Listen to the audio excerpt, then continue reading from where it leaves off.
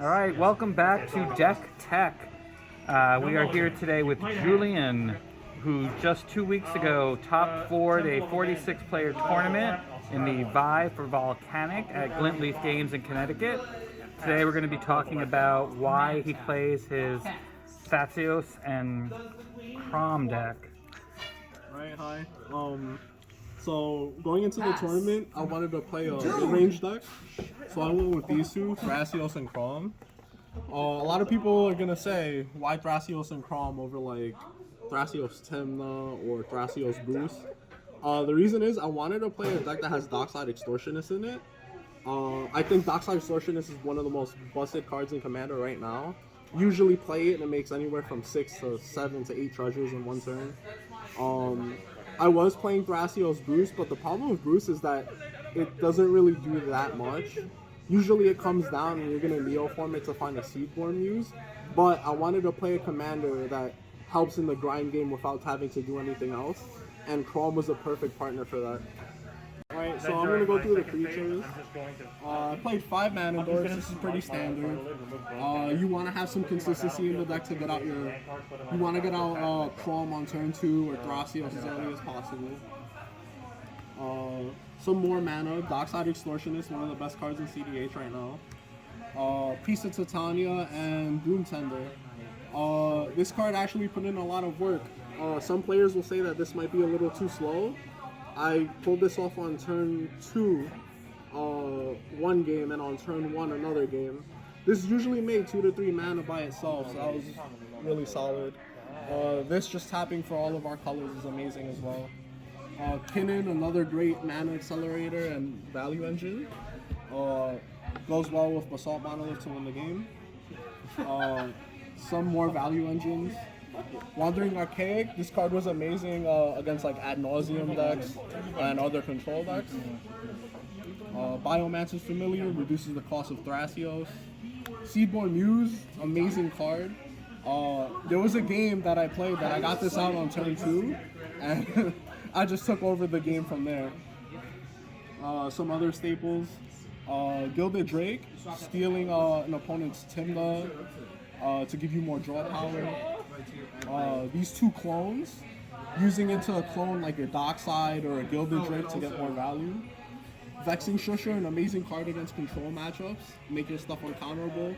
You can also play it as like a value piece, and when someone tries to go off, you can back up your opponent with his effect without having to use any of your own counter spells. This is Deadeye Navigator. It combos with Dockside Extortionist. What's really cool about it is that your opponents only need to have 3 artifacts or enchantments instead of, for example, Baron Master Wizard, you need 6 artifacts or enchantments. Team of Sabretooth, I believe you need 5. So this had the lowest number, and on top of that, you can Neoform your Kraum to find this. So that's why I chose to play Deadeye over the other 2 options. You also have a nice little line with Spellseeker. Spellseeker can find you your Neoform. You then Neoform the Kraum into this.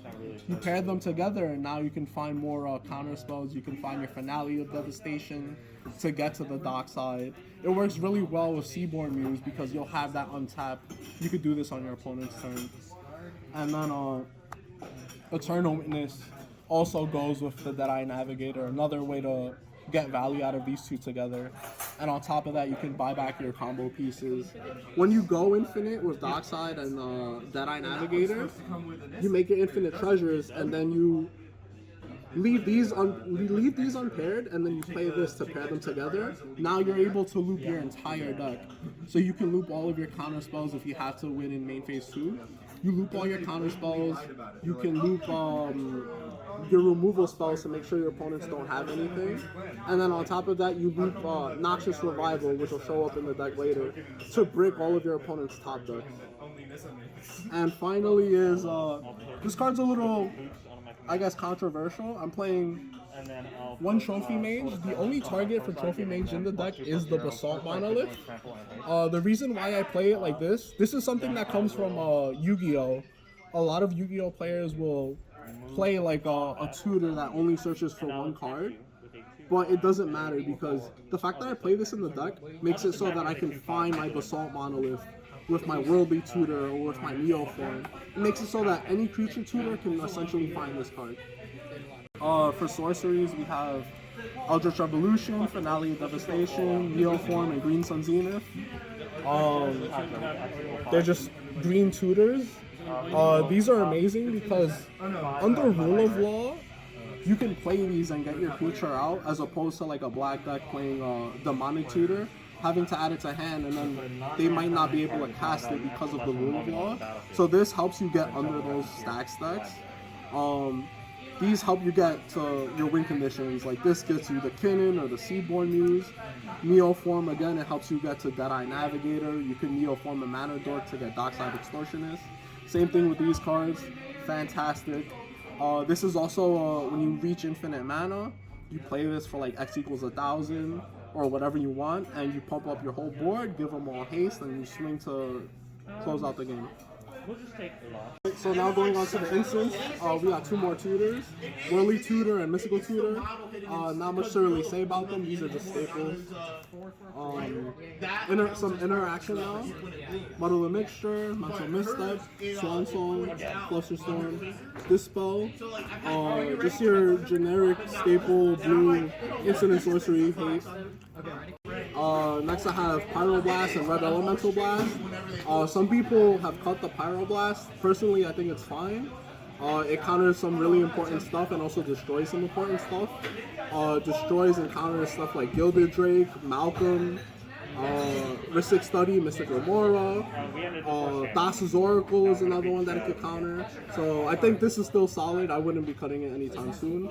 I'm not on Miscast. I know a lot of people love Miscast. I did a lot of testing, and Miscast is okay, but I feel like it's a counterspell you want to have really early on. And it loses value within like turn 3, turn 4, turn 5. I've had a lot of games where it sat in my hand, and when I would play it, they had more than enough mana to pay for the Miscast. If you do want to play it, if you are in a Turbo Ad Nauseam meta, I recommend you could cut maybe Priest of Titania for a Miscast if you still want to play this deck. More interaction, Veil of Summer, Force of Negation, Deflecting Swat, Fierce Guardianship. Nothing really much to say about them. Cards are great. Now we have the creature counter spells. Delay, Force of Will, Pact of Negation, Mana Drain. A lot of people aren't playing Delay, and I feel like that's a mistake. Originally, when I was playing the list, I cut the Miscast for the Delay, and I'm so happy that I did it. Delay saved me so many times in the tournament. I countered the Blue Hermit, that when it flips over, none of your opponent's cards can be countered. This helped me prevent that from happening, and it won me the game. This card also stops the silence creatures like Ranger Captain of Eos and Grand Abolisher. Amazing card. I think more people should be on this.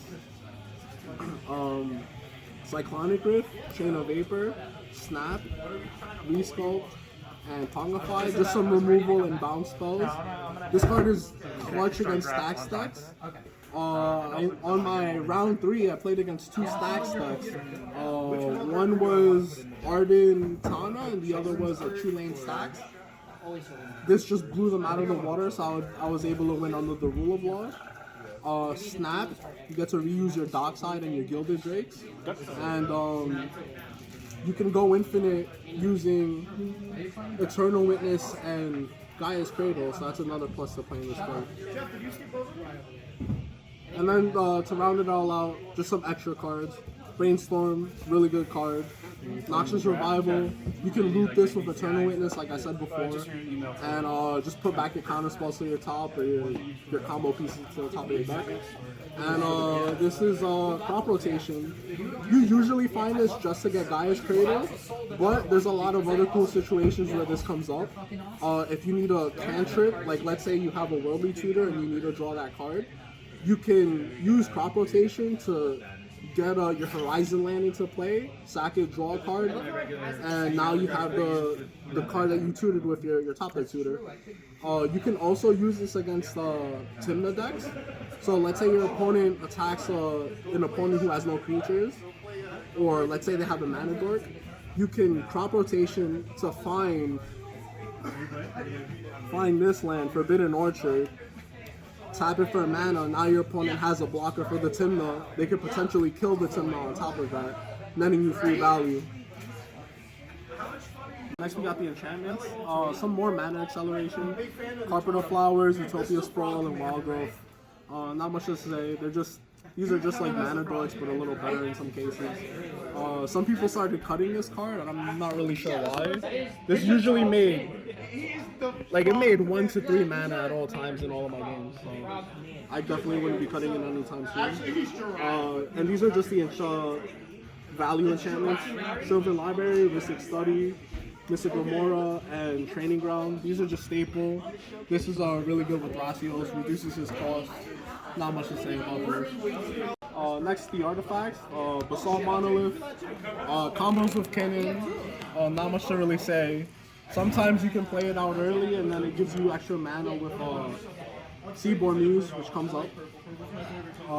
Jeweled Lotus helps you get out Kraum, really important. Springleaf Drum, you play Thrasios, this is really easy to turn online. Talisman, Fellow Stone, Arcane Signet, just some 2 CMC rocks for more acceleration. And then the staples, Mox Diamond, Chrome Mox, Mana Vault, Soul Ring, Mana Crypt, really powerful staples. And we got the Mox Amber again because we play Thrasios, easy to turn it on. Next we got the lands, our fetch lands. Not much to say, these are staple. Playing all of them except for Prismatic Vista. They just add consistency.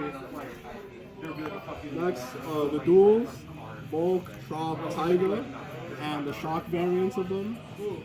Stomping Ground, Steam Vents, and Breeding Pool. The mana base is super smooth. I never have any issues getting the colors. Gaia's Cradle, this card's super clutch. We play a ton of creatures, so this makes a lot of mana. It also combos with Eternal Witness and Snap.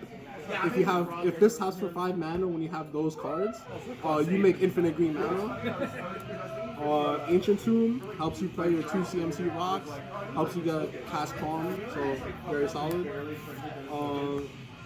Lava Maya, Training Center, the Horizon Land, and Rejuvenating. Just more consistency. Again, we have that play with crop rotation, where you search this out to get a draw if you have a top deck tutor, or if you need to find an answer. Some Rainbow Lands. Again, you also have access to that play with crop rotation. You get someone swinging with a Tymna, you give that person a blocker, and they could potentially double block with a mana dork or something to kill the Tymna.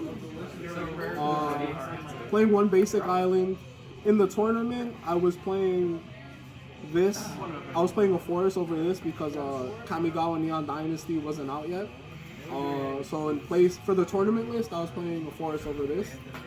This card's amazing. The deck now has an access to a loop where you can pop all of your opponent's lands, except for their basic lands. But you brick their deck essentially going into post-combat.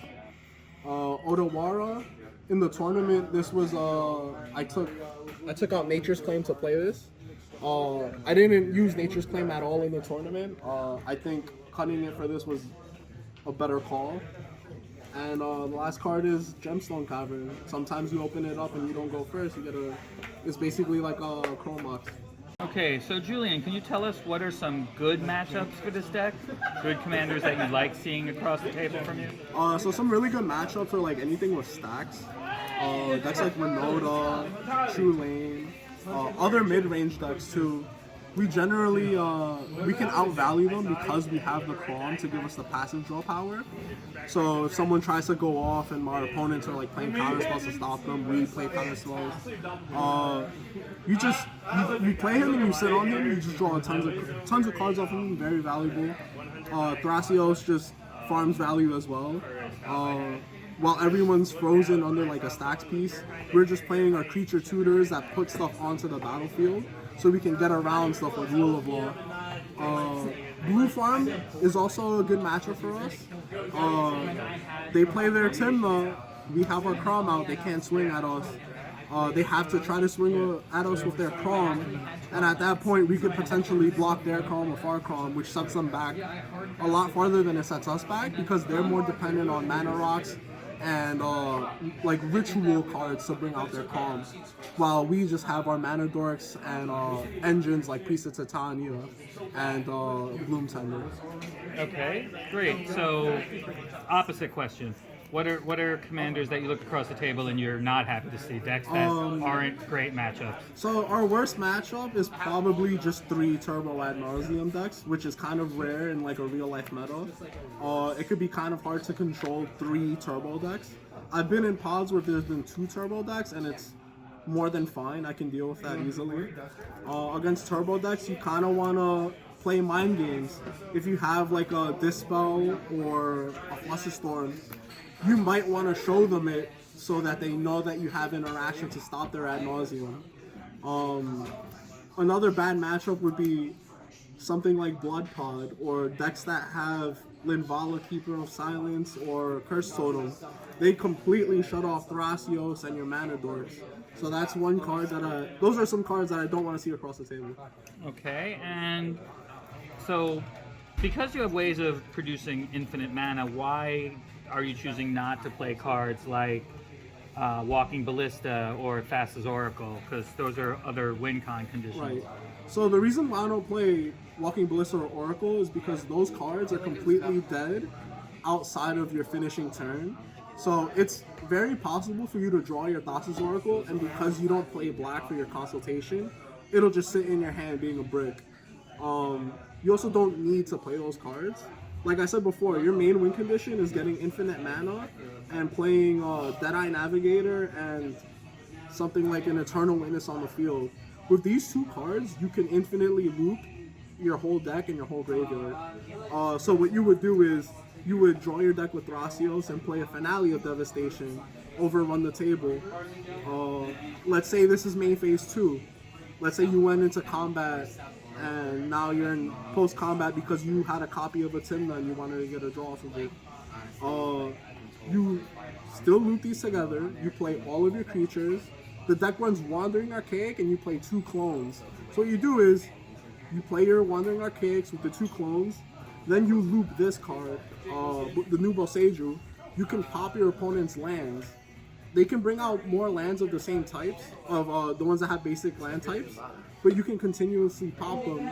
If they decide to bring them out, they're going to run out of basics. cEDH decks don't play that many basics to begin with. And on top of that, you're going to have every counterspell in your hand. So after you finish looping your whole deck, you'll have infinite Swan tokens, infinite Monkey tokens. All you have to do is get it back to your turn, which is very easy to do with having infinite counterspells at your disposal, with your opponents having no lands. So that's why I don't play Oracle or Ballista. They're just dead slots and they're not necessary. Okay, so as a new player who wants to play this deck, what's the learning curve? How long until I feel comfortable doing everything I need to do to win? So I would say that this deck is a little bit difficult to play compared to some of the other options in the format, mainly because we're an adaptive deck. Compared to something more proactive like a Turbo Ad Nauseam deck where you want to resolve your Ad Nauseam as fast as possible, or let's say like a Temur Pirates deck where you want to have Malcolm and your Glinthorn Buccaneer. This deck isn't as linear as those because you kind of want to slow the game down a bit with your counter spells, but you also have the option of having fast wins if you open up your dock side or 2 to 3. Well, great. Thank you again, Julian, for taking the time for participating in this deck tech conversation. For all you viewers out there, thanks for watching. We'll be back with more in the future. Awesome. Thank you for having me.